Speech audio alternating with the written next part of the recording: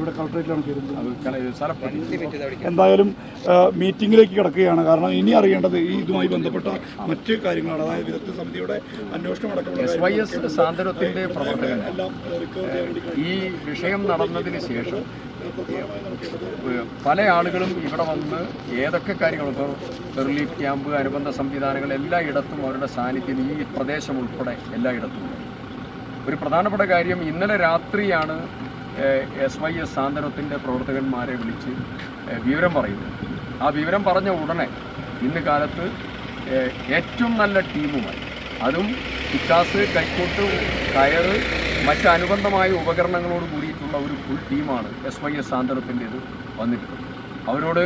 അവർ കാണിക്കുന്ന സാമൂഹ്യ പ്രതിബദ്ധത, ഇത്തരം കാര്യങ്ങളിൽ എടുക്കേണ്ടതായ അവധാനതയോട് കൂടിയിട്ടുള്ള ഇടപെടൽ, അതിനെ എത്ര അഭിനന്ദിച്ചാലും മതിയാകില്ല. ഈ ടീം നമ്മുടെ സമൂഹത്തിൻ്റെ കരുത്താണ്. അവരോട് പ്രത്യേകമായിട്ടുള്ള നന്ദി പറയുന്നു.